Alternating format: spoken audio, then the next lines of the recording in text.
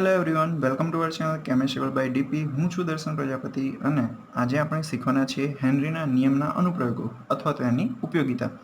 હવે આગળનું જે લેક્ચર હતું, ત્રીજું લેક્ચર, એમાં આપણે હેનરીનો નિયમ જોયો હતો, પરંતુ એમાં હેનરીના નિયમના અનુપ્રયોગો એ બાકી રહી ગયું હતું. આપણો આન્સર અધૂરો હતો. ઓકે, તો ત્યાંથી આપણે હવે કન્ટિન્યુ કરીએ છીએ. ઓકે, તો ચાલો જોઈએ હેનરીના નિયમના અનુપ્રયોગો અથવા તો એની ઉપયોગિતા. એની પહેલી ઉપયોગિતા, હળવા પીણા મીન્સ કે સોફ્ટ ડ્રિંક્સ આપણે જે પીએ છીએ, સોડા, કોલ્ડ ડ્રિંક્સ, એ બધું એની વાત છે. અને સોડા વોટર તમને ખબર જ છે. તો એમાં CO2ની સાંદ્રતા વધારવા માટે બોટલને ખૂબ જ ઊંચા દબાણ હેઠળ બંધ કરવામાં આવે છે. આપણે હેનરીનો નિયમ જાણીએ છીએ, આપણને ખબર છે કે જો દ્રાવ્યતા વધારવી હશે વાયુની પ્રવાહીમાં દ્રાવ્યતા જો વધારવી હશે તો આપણે શું કરીશું? દબાણ વધારીશું. તો સિમ્પલ છે, એટલા માટે ઊંચા દબાણ હેઠળ જે બોટલ છે એને ભરવામાં આવે છે. CO2 પર ખૂબ વધારે દબાણ આપવામાં આવે છે કે જેથી એની દ્રાવ્યતા વધે. શેમાં?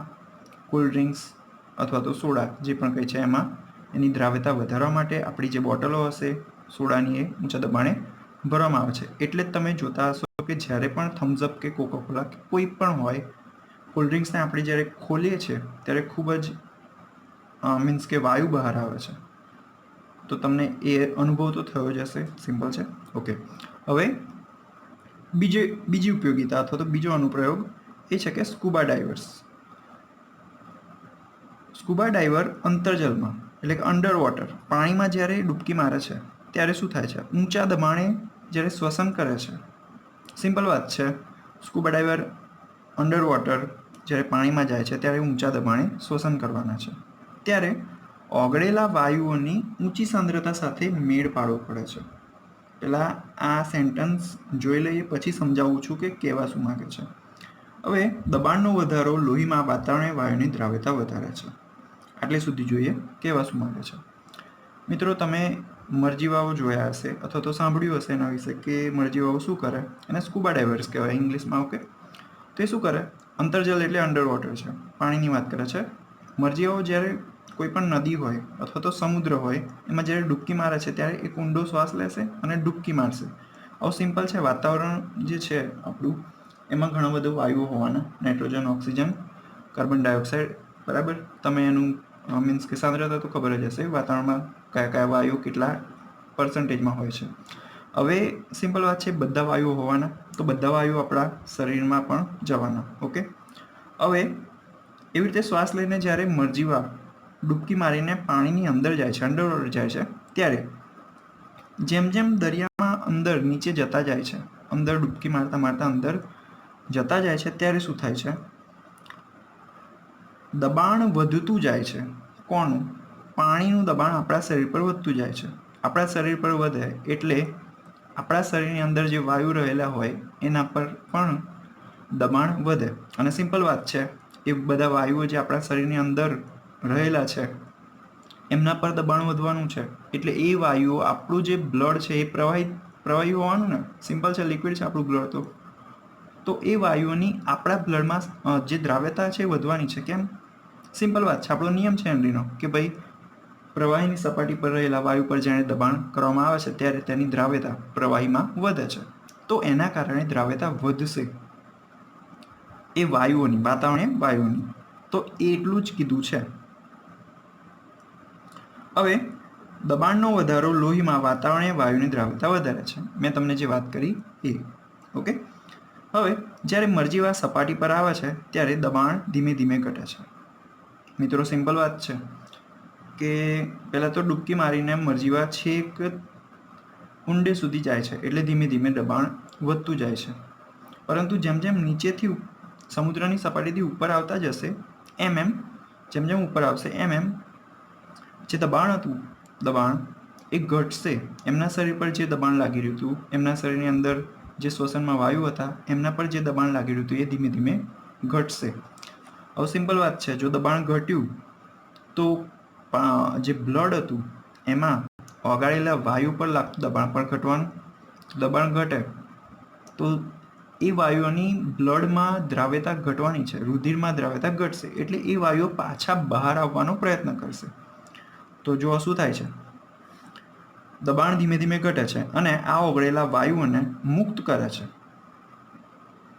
એટલે કે જેમ જેમ દ્રાવ્યતા ઘટતી જાય છે એમ જે આપણું બ્લડ છે, રુધિર છે, એમાંથી વાયુ પાછા બહાર આવવાનો પ્રયત્ન કરે છે અને બહાર આવે છે, ધીમે ધીમે મુક્ત થાય છે અને લોહીમાં નાઇટ્રોજનના પરપોટા પેદા કરે છે. મિત્રો, તમને એક વાત ખબર હશે કે આપણું જે વાતાવરણ છે એમાં 70% કરતાં પણ વધારે પ્રમાણમાં નાઇટ્રોજન વાયુ રહેલો છે, બરાબર. તો સિમ્પલ વાત છે, આપણે જે શ્વસન કરીએ છીએ એમાં નાઇટ્રોજન જવાનો, બરાબર. તો એટલા માટે હવે લોહીમાં નાઇટ્રોજનના પરપોટા પેદા કરે છે. કેમ? કારણ કે જે ઓક્સિજનની સાથે સાથે જે નાઇટ્રોજન આપણા રુધિરમાં ઓગળી ગયો, મીન્સ કે દ્રાવ્ય થઈ ગયો હતો, એ હવે જેમ દબાણ ઘટે છે એમ પાછો બહાર આવે છે અને એના પરપોટા પેદા કરે છે. કેમ? કારણ કે દબાણ ઘટી ગયું. મરજીવા માની લો કે જેણે સ્કુબા ડાઇવર્સ છે એણે ડૂબકી મારીને પાછો આવી ગયો સપાટી પર, સમુદ્રની અથવા તો નદીની બહારની સપાટી છેક ઉપર આવી ગયો, તો હવે દબાણ ઘટી ગયું એટલે નાઇટ્રોજન પાછો બહાર આવવાનો શરીરની દ્રાવ્યતા ઘટી. એટલે હવે જે નાઇટ્રોજન બહાર આવ્યો એ કેવી રીતે આવશે? તો પરપોટા પેદા કરશે. આ કેસ નળીઓને બ્લોક કરે છે, બંધ કરી દે છે. હવે સિમ્પલ વાત છે, જો આપણા શરીરમાં, આપણા બ્લડમાં જે રુધિર છે એમાં સહેજ પણ બબલ ઉત્પન્ન થાય તો આપણી જે રુધિર કેશિકાઓ છે એને ડેમેજ કરે. હા, એટલા માટે જ આપણા એક એક્ઝામ્પલ આપું પ્રેક્ટિકલી. જ્યારે ડૉક્ટર તમને કોઈ પણ ઇન્જેક્શન મૂકશે ને ત્યારે પહેલાં ચેક કરશે, થોડું ઘણું લિક્વિડ બહાર કાઢશે, જે પણ કેમિકલ હશે ઇન્જેક્શનમાં ભરેલું એને થોડું ઘણું બહાર પિચકારીમાં થોડુંક મીન્સ કે બહાર કાઢી નાખશે, જેથી અંદર એર ન રહી જાય. કેમ એવું? કારણ કે એનાથી જીવનું જોખમ ઉત્પન્ન થાય છે. જો અંદર એર રહી ગઈ અને જો એ ડૉક્ટરે ઇન્જેક્શન લગાવી દીધું તો એ આપણને ખૂબ જ હાનિકારક, મીન્સ કે એની હાનિકારક અસરો ઉત્પન્ન થઈ શકે છે. એટલા માટે તો આ વસ્તુ અહીંયા થઈ. જો નાઇટ્રોજનના પરપોટા પેદા થાય એટલે કેસ નળીઓ, આપણી રુધિરવાહિનીઓ છે એને બંધ કરી દેશે અને આ જે મેડિકલ અથવા તો વૈદ્યકીય રીતે જાણીતી પરિસ્થિતિ એને બેન્ડ્સ કહેવાય છે. આ જે ઘટના બને છે, પરિસ્થિતિ ઉત્પન્ન થાય છે, એને બેન્ડ્સ કહેવાય છે.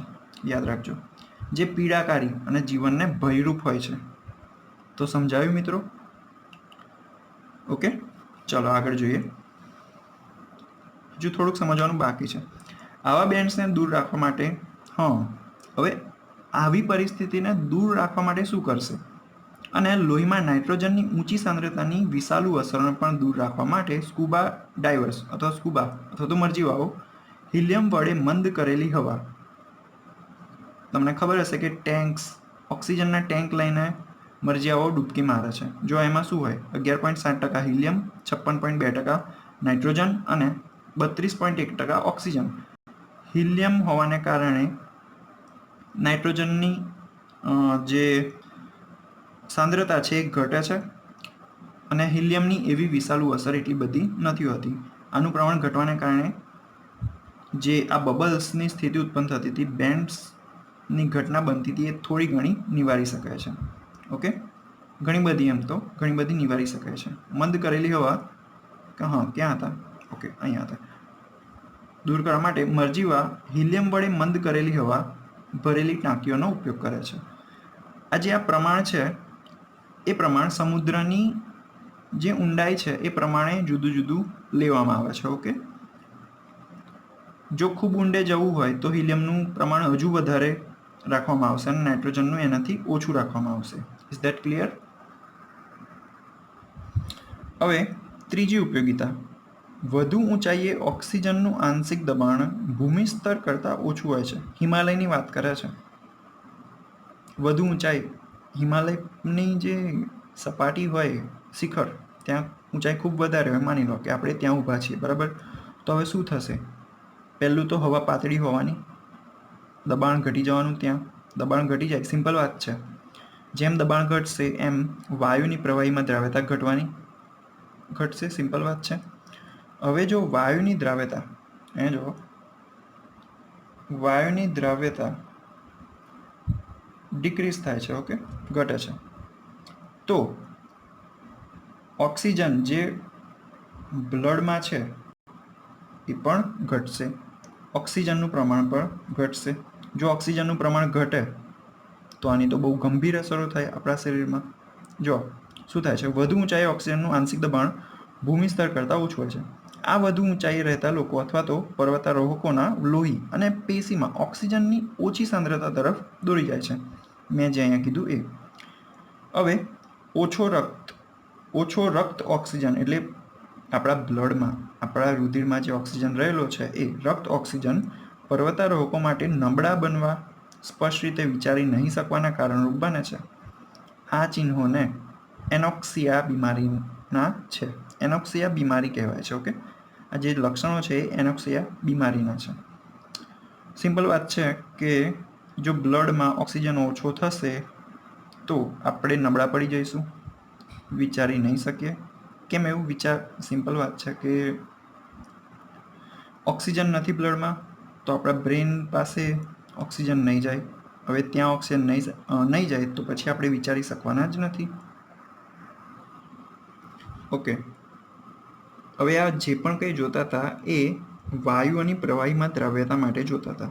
તો આપણે દબાણની વાત કરી લીધી. હવે તાપમાનની વાત કરીએ. તાપમાનની અસર મતલબ કે વાયુની પ્રવાહીમાં દ્રાવ્યતા તાપમાન દ્વારા કેવી રીતે ફેરફાર પામે છે એની વાત કરવાની છે. તો અહીં એવું કહેવા માંગે છે કે વાયુની પ્રવાહીમાં દ્રાવ્યતા તાપમાનના વધારા સાથે ઘટે છે.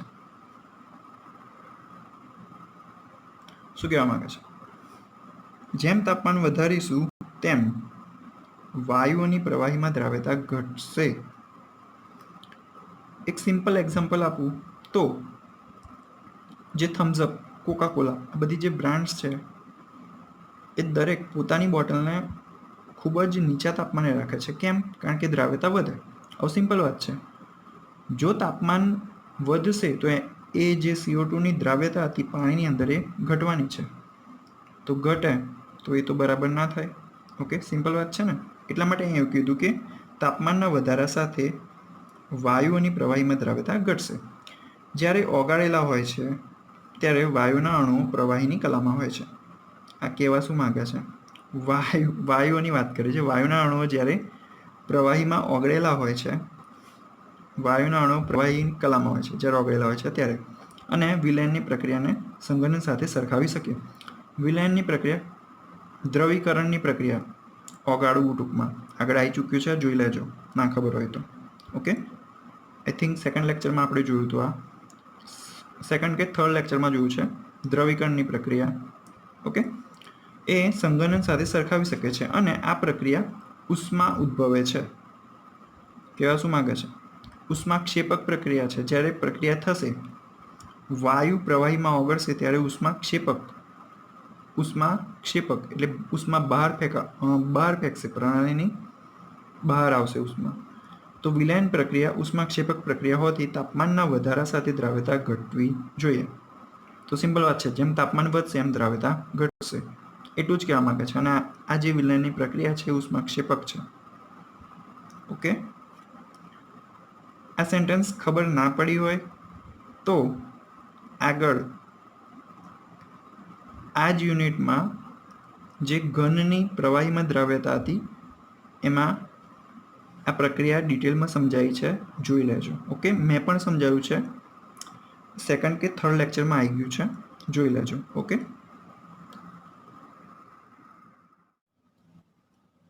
હવે આપણે પ્રવાહી દ્રાવણોના બાષ્પ દબાણ વિશે વાત કરીશું. Vapour pressure of liquid solution. આ સમજીએ એની પહેલાં આપણને એક બાબત ખબર હોવી જોઈએ. શું બાષ્પ દબાણ શું છે?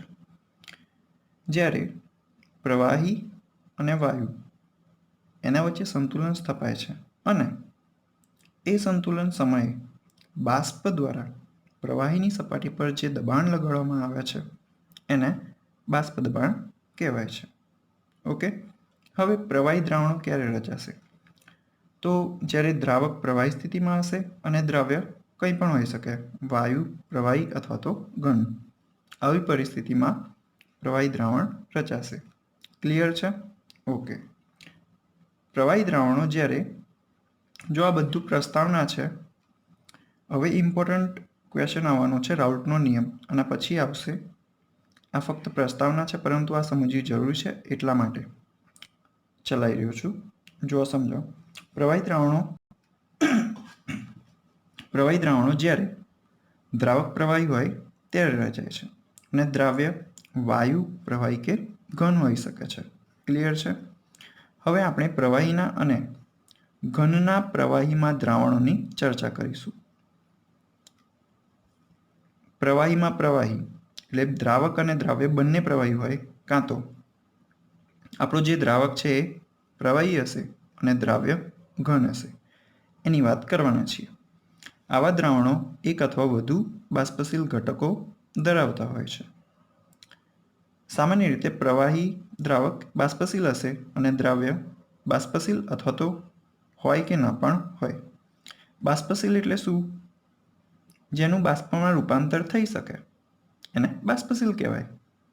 દ્રાવક બાષ્પશીલ હશે, દ્રાવ્ય બાષ્પશીલ હોય કે ન પણ હોય. ક્લિયર છે? આપણે માત્ર દ્વિઅંગી દ્રાવણોની એટલે કે બે ઘટકો ધરાવતા દ્રાવણો, જેમ કે પ્રવાહીમાં પ્રવાહી અને બીજો પ્રકાર પ્રવાહીમાં ઘનની ચર્ચા કરીશું. દ્રાવક પ્રવાહી હશે, દ્રાવ્ય પ્રવાહી હશે એક પરિસ્થિતિ, અથવા તો દ્રાવક પ્રવાહી હશે અને દ્રાવ્ય ઘન હશે. આ બે પ્રકારના દ્રાવણોની આપણે ચર્ચા કરવાના. હવે આપણે રાઉલ્ટનો નિયમ સમજીશું. રાઉલ્ટનો નિયમ થિયરીના પેપરમાં ઘણી બધી વખત પૂછાતો હોય છે, ઘણો અગત્યનો છે. બીજી એક વાત કે રાઉલ્ટનો જે નિયમ છે એ 2 વખત થિયરી આવે છે. રાઉલ્ટનો નિયમ 2 વખત આવશે. તો એ બંને વચ્ચે જે ક્વેશ્ચન કઈ રીતે પૂછાયો છે એના પરથી તમારે આન્સર આપવાનો રહેશે. તમારે કયો આન્સર આપવાનો છે, કયો રાઉલ્ટનો નિયમ લખવાનો છે, એ ક્વેશ્ચન જોવાનો, સમજવાનો અને પછી લખજો. કારણ કે રાઉલ્ટનો નિયમ 2 વખત આવે છે આ ચેપ્ટરમાં, તો ધ્યાન રાખજો. ચલો સમજીએ. તો ટોપિક આપણો આવો છે કે પ્રવાહી દ્રાવણના બાષ્પ દબાણ. જ્યારે દ્રાવક અને દ્રાવ્ય બંને પ્રવાહી હશે તો તેના બાષ્પ દબાણની ચર્ચા કરવાના છીએ. ક્વેશ્ચન કંઈક આ રીતે પૂછાઈ શકે છે કે પ્રવાહી દ્રાવણના બાષ્પ દબાણ રાઉલ્ટના નિયમને આધારે સમજાવો. મતલબ કે દ્રાવ્ય અને દ્રાવક બંને પ્રવાહી હશે તો આવા દ્રાવણ માટે બાષ્પ દબાણ રાઉલ્ટના નિયમને આધારે સમજાવો. અથવા તો બીજી રીતે આ રીતે પૂછાઈ શકે છે કે બાષ્પશીલ દ્રાવક અને બાષ્પશીલ દ્રાવ્ય માટે રાઉલ્ટનો નિયમ સમજાવો. દ્રાવક અને દ્રાવ્ય બંને બાષ્પશીલ છે તો એના માટે રાઉલ્ટનો નિયમ સમજાવો. ક્લિયર છે? ક્વેશ્ચન આ રીતે આવી શકે છે. રાઉલ્ટનો નિયમ ઘણો જ અગત્યનો છે. તમે કંઈક તૈયાર કરો કે ના કરો, આ રાઉલ્ટનો નિયમ તૈયાર જરૂર કરજો. ચલો સમજીએ. આપણે 2 બાષ્પશીલ પ્રવાહીના દ્વિઅંગી દ્રાવણને ધ્યાનમાં લઈએ અને 2 ઘટકોને 1 અને 2 તરીકે દર્શાવીએ. દ્વિઅંગી દ્રાવણ એવું દ્રાવણ કે જેમાં ફક્ત ને ફક્ત 2 જ ઘટકો હોય અને એ ઘટકોને આપણે 1 અને 2 તરીકે દર્શાવીશું. જે ઘટક 1 છે એને આપણે દ્રાવક કહીશું. શું કહીશું? દ્રાવક. અને જે ઘટક 2 છે એને આપણે દ્રાવ્ય કહીશું. આ યાદ રાખવા માટે અહીંયા નીચે લખું છું. ક્લિયર છે? હવે જો બંધ પાત્રમાં લઈએ તો બંને ઘટકો બાષ્પીભવન પામશે. કેમ બાષ્પીભવન પામશે? કારણ કે આપણા બંને ઘટકો જે છે એ બાષ્પશીલ છે. જો બાષ્પશીલ પ્રવાહી બાષ્પશીલ છે એટલે બાષ્પીભવન પામશે. અને સંજોગો વસાત બાષ્પ કલા અને પ્રવાહી કલા વચ્ચે સંતુલન સ્થપાશે. મતલબ કે વાયુ અવસ્થા બાષ્પ કલા એટલે વાયુ અવસ્થા, એમાં જે વાયુ રહેલું હશે, એમાં જે બાષ્પ રહેલી હશે એના વચ્ચે, એના બાષ્પ અને પ્રવાહી એ બંને વચ્ચે સંતુલન સ્થપાશે. હવે જો આગળ શું થાય છે, બાષ્પ દબાણ એની વાત કરીએ છીએ એટલા માટે. તો આ તબક્કે ધારો કે કુલ બાષ્પ દબાણ P ટોટલ છે આપણા દ્રાવણનું કુલ બાષ્પ દબાણ એ પી ટોટલ તરીકે દર્શાવીશું અને P1 અને P2 ઘટક 1 અને ઘટક 2ના અનુક્રમે આંશિક બાષ્પ દબાણ છે. પી ટોટલ દ્રાવણનું કુલ બાષ્પ દબાણ છે અને P1 એ ઘટક 1નું બાષ્પ દબાણ છે અને P2 એ ઘટક 2નું આંશિક બાષ્પ દબાણ છે. આ બંને આંશિક બાષ્પ દબાણ ઘટક 1 અને ઘટક 2ના મોલન્સ અનુક્રમે x1 અને x2 સાથે સંબંધિત છે. મતલબ કે જે P1 આંશિક બાષ્પ દબાણ છે એ ઘટક 1ના x1 મોલન્સને સાથે સંબંધિત છે અને P2 આંશિક બાષ્પ દબાણ ઘટક 2ના મોલન્સ x2 સાથે સંબંધિત છે. સિમ્પલ છે. મોલન્સ વધે બાષ્પ દબાણ વધે, મોલન્સ ઘટે તો બાષ્પ દબાણ ઘટવાનું છે. ક્લિયર છે? ચલો આગળ જોઈએ.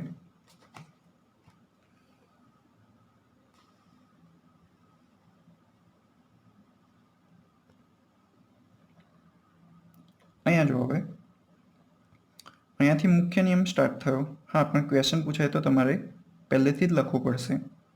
જ્યાં મેં ક્વેશ્ચન લખ્યો હતો ત્યાંથી લઈને અંત સુધી જો 4 માર્કમાં ક્વેશ્ચન આવે તો આન્સર આખો લખવો જ પડશે. ચલો જોઈએ. ફ્રેન્ચ રસાયણશાસ્ત્રી ફ્રેન્કોઇસ માટે રાઉલ્ટ,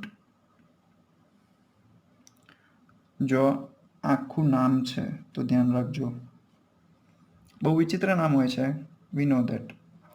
તો શું નામ છે?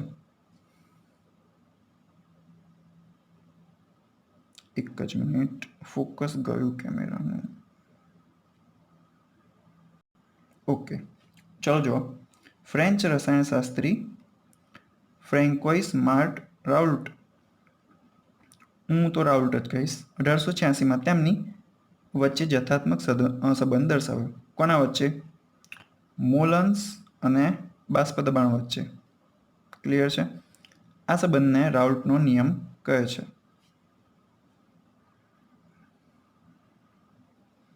જે નિવેદિત કરે છે કે બાષ્પશીલ પ્રવાહીના દ્રાવણ માટે શું કહે છે? બાષ્પશીલ પ્રવાહીના દ્રાવણ માટે દ્રાવણના દરેક ઘટકનું આંશિક બાષ્પ દબાણ દ્રાવણમાં રહેલા તેના મોલન્સના સમપ્રમાણમાં હોય છે. કહેવા શું માંગે છે? ફરીથી એકવાર જુઓ. જો એક મસ્ત વાત કહું, આજે યાદ આવી ગઈ એટલે કહેવા માગું છું. તમને કંઈ પણ ના સમજાય ને, કંઈ પણ હોય તો એને એકવાર વાંચો. જો ના સમજાય તો ફરી બીજી વાર વાંચો. ફરી ના સમજાય તો ત્રીજી વાર વાંચો. હજુ પણ ના સમજાય તો ચોથી કે પાંચમી વખત જ્યારે તમે રીડ કરશો એને તો ખરેખર એ સમજાવવા લાગશે. આ બહુ સાયન્ટિફિક વાત છે. તમે અનુભવ કરશો જ્યારે આ ટેકનિકનો યુઝ કરશો ત્યારે. અહીંયા 2-3 વાર એટલા માટે બોલી રહ્યો છું આ, કારણ કે તમને થોડું ઘણું સમજાય અને પછી હું તમને એક્સપ્લેન કરું તો વધારે ડીપમાં સમજાશે. ઓકે, જો સમજો. બાષ્પશીલ પ્રવાહીના દ્રાવણ માટે શું કીધું? બાષ્પશીલ પ્રવાહીના દ્રાવણ માટે દ્રાવણના દરેક ઘટકનું આંશિક બાષ્પ દબાણ. આપણી પાસે 2 ઘટક છે, એક ઘટક 1 અને ઘટક 2. ઘટક 1નું આંશિક બાષ્પ દબાણ P1, ઘટક 2નું આંશિક બાષ્પ દબાણ P2.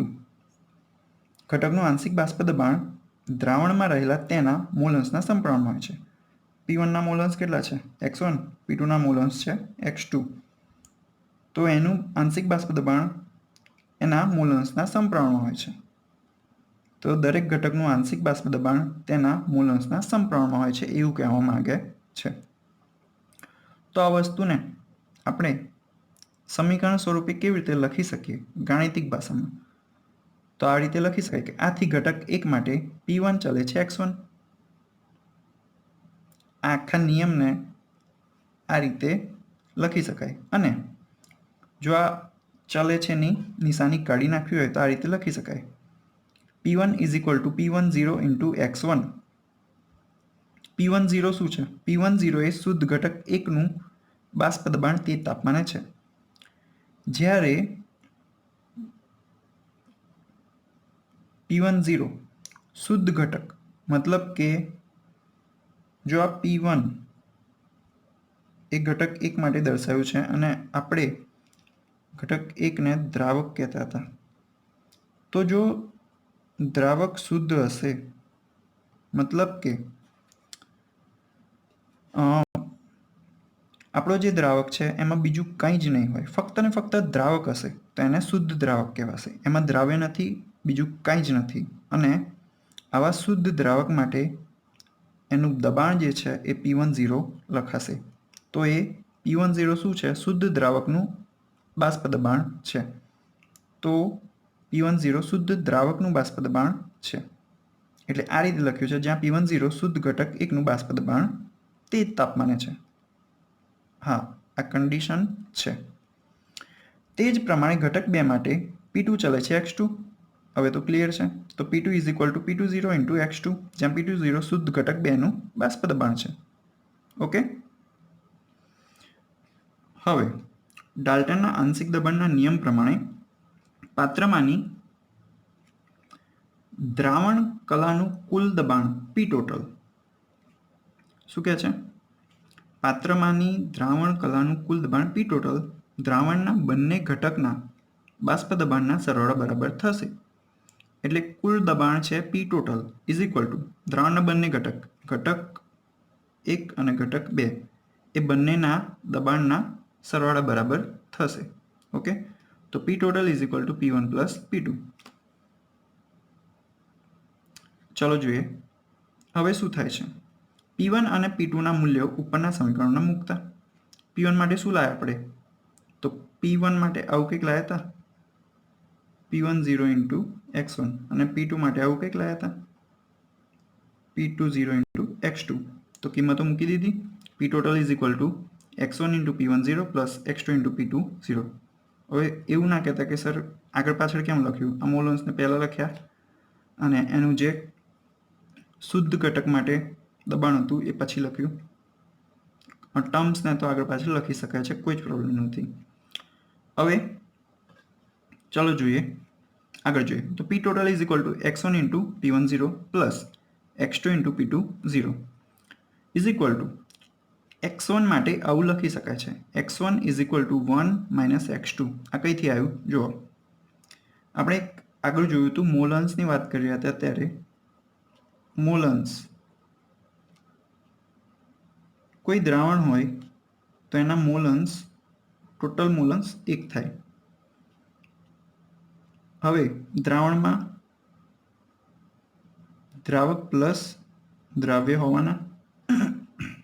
આપણો દ્રાવક જે છે એના મોલન્સ x1 કહીએ અને દ્રાવ્ય જે છે એના મોલન્સ x2 કહીએ તો = 1 લખાય. ક્લિયર છે? તો હવે x1 માટે આ રીતે લખી શકાય છે, x1 = 1 - x2.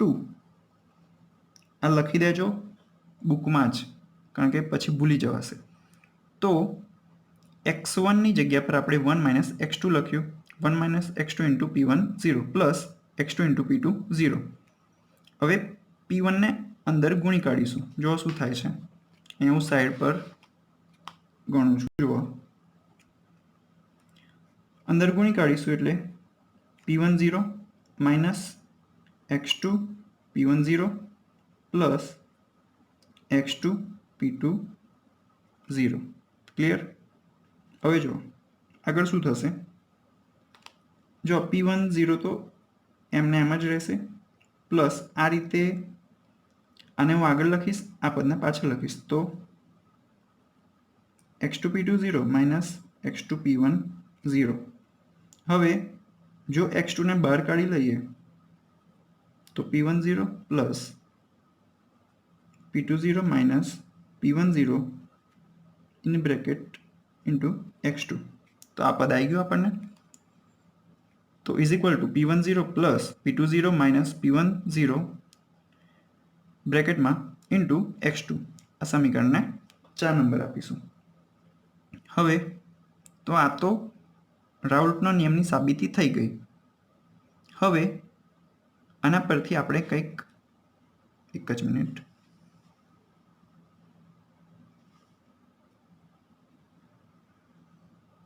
ઓકે, તો આ સમીકરણ 4 પરથી આપણે કંઈક તારણો કાઢી શકીએ છીએ. શું તારણો નીકળી શકે? પહેલું તારણ, દ્રાવણ પરનું કુલ બાષ્પ દબાણ ગમે તે એક ઘટકના મૂળ અંશ સાથે સંબંધિત છે. આવ્યું, x2 છે, કોઈ એક ઘટકના મૂળ અંશ થયા, તો P total is equal to x2 સાથે સંબંધિત થયું દ્રાવણનું કુલ બાષ્પ દબાણ P ટોટલ, એટલે એવું કહી શકાય. તો આ તારણ સાચું છે. બીજું તારણમાં શું કીધું કે દ્રાવણ પરનું કુલ બાષ્પ દબાણ P ટોટલ એ ઘટક 2ના મૂલન સાથે રેખીય રીતે ચલિત થાય છે. સિમ્પલ છે, અંશમાં જ છે એટલે જો P ટોટલ વધશે તો અહીંયા મૂલંશ એ રીતે P ટોટલ જેમ જેમ બદલાશે એમ x2 પણ બદલાશે. જો આ વધશે P ટોટલ તો x2 પણ વધશે, અથવા તો x2 ઘટશે તો P ટોટલ પણ ઘટશે. એટલે કીધું કે P ટોટલ કુલ બાષ્પ દબાણ ઘટક 2ના મૂલન સાથે રેખીય રીતે ચલિત થાય છે. ચલિત થાય છે એટલે કે બદલાય છે. હવે ત્રીજું અને છેલ્લું તારણ શું કહે છે?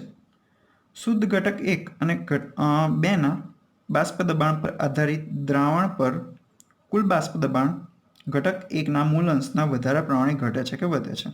આ બીજી કંઈ જ વાત નથી, P ટોટલની જ વાત કરી છે. થોડુંક જુદી રીતે લખ્યું છે કે શુદ્ધ ઘટક 1 અને 2ના બાષ્પ દબાણ પર આધારિત. જો આખું સેન્ટેન્સ છે ને P ટોટલ જ કીધું છે પરંતુ જુદી રીતે કીધું છે. જો પછી અહીં કીધું કે દ્રાવણ પર કુલ બાષ્પ દબાણ, સમજાય છે? તો સિમ્પલ વાત છે, P ટોટલ શેના પર આધારિત છે? ઘટક 1 ને ઘટક 2ના બાષ્પ દબાણ પર. તો એ તો વાત કીધી કે શુદ્ધ ઘટક 1 અને 2ના બાષ્પ દબાણ પર આધારિત. શું આધારિત? દ્રાવણ પર કુલ બાષ્પ દબાણ P ટોટલની જ વાત કરી છે પણ થોડું જુદી રીતે કીધું. તો P ટોટલ એ ઘટક 1ના મૂલ અંશના વધારા પ્રમાણે ઘટે છે કે વધે છે. ક્લિયર છે? તો ઘટક 1નું મૂલ અંશ વધે અથવા તો ઘટે, x1ની વાત કરે છે. તો આ ઘટે અથવા તો વધે તે પ્રમાણે સ્પેસિફાઈ નહીં કર્યું કે આ વધશે તો આ વધશે, આ ઘટશે તો આ ઘટશે, પરંતુ ખાલી એવું કીધું કે જો કંઈક આમાં ફેરફાર થશે તો આમાં પણ ફેરફાર થશે. P ટોટલ પણ બદલાશે. ક્યારે? x1 વધશે કે ઘટશે ત્યારે. ક્લિયર છે? તો આટલા 3 તારણો હતા. હવે એક આલેખ જોવાનો છે. ઓકે, તો આ રાઉલ્ટના નિયમનો આલેખ છે, ગ્રાફ છે. આ કેવી રીતે દોર્યો જુઓ. અહીંયા 2 કન્ડિશનો દર્શાવી છે. 2 કન્ડિશનો. આ શું છે? P10 શું છે? શુદ્ધ દ્રાવકનું આંશિક બાષ્પ દબાણ. P20 શું છે? શુદ્ધ દ્રાવ્યનું આંશિક બાષ્પ દબાણ. ક્લિયર છે? તો જ્યારે P10 હશે ત્યારે એમાં શું એક જ ઘટક હોવાનો, અને કયો ઘટક હશે? દ્રાવ્ય હશે, એટલે એના જ મૂલ અંશ હશે. અને જ્યારે એક જ ઘટક છે તો એનું કુલ જે મૂલ અંશ હશે એ 1 થવાના, કારણ કે બીજો કોઈ ઘટક જ નથી. તો x1 ઇઝ ઇક્વલ ટુ 1 અને x2 ઇઝ ઇક્વલ ટુ 0. દ્રાવ્ય છે નહીં, ફક્ત ને ફક્ત દ્રાવક છે, અને દ્રાવકના મૂલ અંશને આપણે x1 કહી શકીએ. તો x1 is equal to 1. P20 જ્યારે દ્રાવ્ય શુદ્ધ દ્રાવ્ય હશે, ફક્ત ને ફક્ત દ્રાવ્ય જ હશે, મતલબ કે તેનું જે મૂલ અંશ છે એ x2 કહેવાશે અને x2 ઇઝ ઇક્વલ ટુ 1 કહેવાશે. બીજું કંઈ છે નહીં એટલા માટે. અને આવી સંજોગોમાં દ્રાવક તો છે નહીં, તો દ્રાવકના મૂલ અંશ x1 ઇઝ ઇક્વલ ટુ 0 કહેવાશે. હવે જ્યારે બાષ્પ દબાણ વિરુદ્ધ મૂલ અંશ x2નો આલેખ દોરવામાં આવે છે, એટલે કે અહીંયા તમે જોઈ શકો છો શરૂઆતમાં x2 બરાબર 0 છે અને વધીને x2 ઇઝ ઇક્વલ ટુ 1 થાય છે. તો મૂલ અંશ કોના? x2ના દ્રાવ્યના મૂલ અંશ વિરુદ્ધ બાષ્પ દબાણનો જ્યારે આલેખ દોરવામાં આવે છે તો કંઈક આ પ્રકારે આલેખ મળે છે. જો સમજો, આ જે તૂટક રેખા છે એ P2 દ્રાવ્યનું આંશિક બાષ્પ દબાણ દર્શાવે છે. જેમ જેમ દ્રાવ્યના, જો અહીંયા આ રેખા શું દર્શાવે છે? ધીમે ધીમે બાષ્પ દબાણ વધે છે. કોનું? તો દ્રાવ્યનું. એટલે અહીંયા લખી જ દઉં છું. ચલો, દ્રાવ્યનું 0 થી લઈને વધતું જાય છે દ્રાવ્યનું બાષ્પ દબાણ. કેમ વધે છે? કારણ કે એના મૂલ અંશ x2 0માંથી 1 થાય છે. 0માંથી 1 થાય છે મોલન્સ એટલા માટે. તો બરાબર છે ગ્રાફ. હવે અહીંયા જુઓ, આ છે આપણો દ્રાવક. અહીંયા x1 = 1 છે, તો 1માંથી એના મોલન્સ થાય છે 0. તો જેમ જેમ એના મોલન્સ ઘટતા જાય છે, x1માંથી 0 થાય છે. જો x1 = 1 હતો, અહીંયા જેમ જેમ આગળ આવશે એમ એમ જે રેખા છે એ નીચે જતી જાય છે અને છેલ્લે 0 થઈ જાય છે. તો જેમ જેમ x1ના મોલન્સ ઘટતા જાય છે, આગળ વધીશું અહીંયા આવીને 0 થઈ ગયું, તો 1માંથી 0 થયું. જેમ જેમ મોલન્સ ઘટતા જાય છે, 1માંથી 0 થાય છે, એટલે એનું જે આંશિક બાષ્પ દબાણ છે એ પણ ઘટતું જાય છે અને એક ટાઈમે 0 થઈ જાય છે. તો આ છે દ્રાવકનું આંશિક બાષ્પ દબાણ P1. અને જો P ટોટલ માટે ગ્રાફ દોરવામાં આવે તો એ પણ સીધી રેખા આ પ્રકારની મળે છે. અને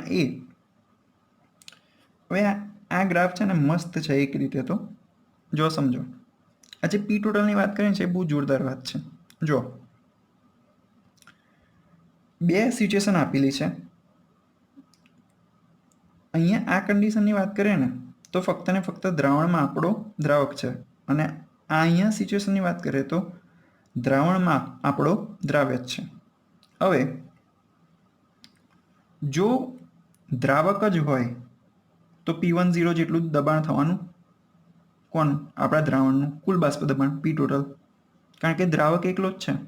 પરંતુ જો એમાં દ્રવ્ય ઉમેરતા જઈએ અને હવે એવી સિચ્યુએશન આવે છે કે જ્યારે દ્રાવકનું પ્રમાણ નહિવત થઈ જાય છે, 0.000 સમથિંગ થઈ જાય છે, અને આપણો દ્રાવ્યનું પ્રમાણ ખૂબ જ વધી જાય છે, તો એનું જે આપણું દ્રાવણ બન્યું એનું આંશિક બાષ્પ દબાણ કુલ બાષ્પ દબાણ P ટોટલ એ P20 બરાબર થશે. બરાબર. તો હવે જો પ્રયોગ કરતા JMM જે રેખા મળે છે દ્રાવણ માટે, ગ્રાફ મળે છે, કંઈક આ પ્રકારે મળશે. તો આ જે રેખા છે એ P ટોટલ દર્શાવે છે. તો P ટોટલ શું છે? P total = P1 + P2. Clear છે? આ ત્રીજા નંબરની રેખા, આ બીજા નંબરની રેખા અને આ પહેલા નંબરની રેખા. આ નંબરિંગ એટલા માટે કર્યું છે કે હમણાં સમજીશું તો ખ્યાલ આવે. આઈ હોપ આ ગ્રાફ તમને સમજાઈ ગયો હશે. ચલો હવે સમજીએ આગળ. દ્રાવણ માટે P1 અથવા તો P2નો મોલન્સ x1 અને x2 વિરુદ્ધ આલેખ દોરતા. જો બાષ્પ દબાણ વિરુદ્ધ મોલન્સનો આલેખ દોરતા આકૃતિમાં દર્શાવ્યા પ્રમાણે મળે છે.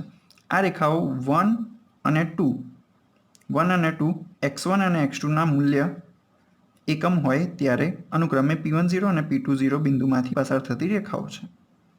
કહેવા શું માંગે છે? જો એકમ હોય ત્યારે x1નું મૂલ્ય 1 એટલે એકમની વાત કરે છે.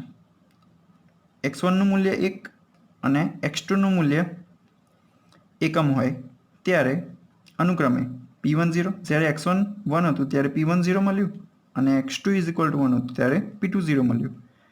તો આમાંથી પસાર થતી રેખાઓ મળે છે. ક્લિયર છે? આ બે રેખાઓ મળી તો રેખાઓ મળે છે. એ જ પ્રમાણે P ટોટલ વિરુદ્ધ x2નો શું કીધું કે P ટોટલ વિરુદ્ધ x2નો આલેખ પણ રેખા 3 પણ રેખીય છે. મેં તમને હમણાં એટલા માટે જ અહીંયા નંબરિંગ કરેલું છે. જે આમ ગ્રાફ મળ્યો હતો ને P ટોટલ માટે કંઈક આ પ્રકારે ગ્રાફ હતો. P ટોટલ P1 P2 માટે. બરાબર. તો આ જે P ટોટલ હતું એ પણ રેખીય મળે છે. હવે જો એક્ઝામમાં ક્વેશ્ચન પૂછાય તો તમે કંઈ લખો ના લખો, પરંતુ આટલે સુધી તમારે લખવું જ પડશે જ્યાંથી સ્ટાર્ટ થયું ત્યાંથી મિનિમમ. ક્લિયર છે? ઓકે, ચલો જોઈએ આગળ. નિયમ તો જો કે અહીંયા જ પતે છે.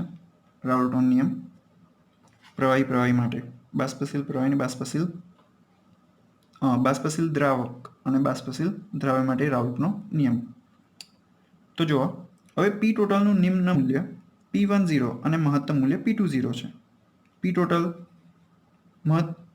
અહીંયા જો P1 જે હતું એનું મૂલ્ય ઓછું હતું P10 અને P20નું મૂલ્ય મહત્તમ હતું.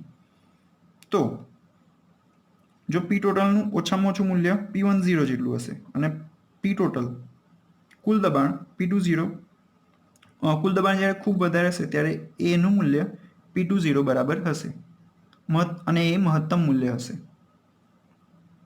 ના સમજાય તો ફરી સેન્ટેન્સ વાંચજો, ખબર પડી જશે. હવે એમ ધારીને કે ઘટક 1 ઘટક 2 કરતાં ઓછો બાષ્પશીલ છે.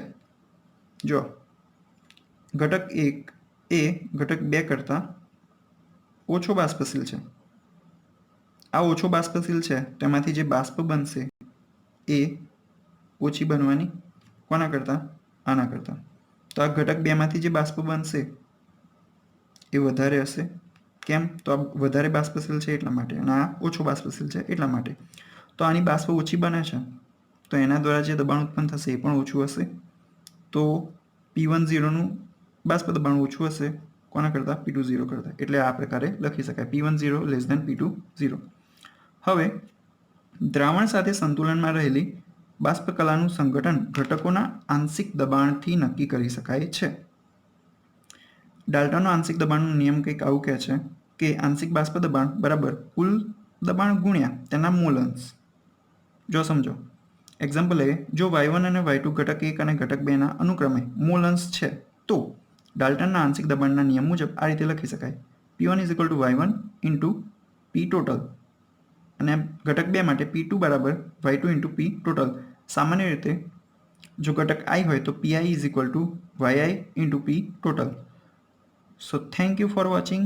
જો તમને ખરેખર એવું લાગતું હોય કે તમારી સ્ટડી માટે આ વિડીયો ઇમ્પોર્ટન્ટ ભાગ ભજવી રહ્યો છે તો જરૂરથી શેર કરજો, ચેનલને સબસ્ક્રાઈબ કરી દેજો અને લાઈક કરજો. So thank you for watching. મળીએ છીએ નેક્સ્ટ લેક્ચરમાં.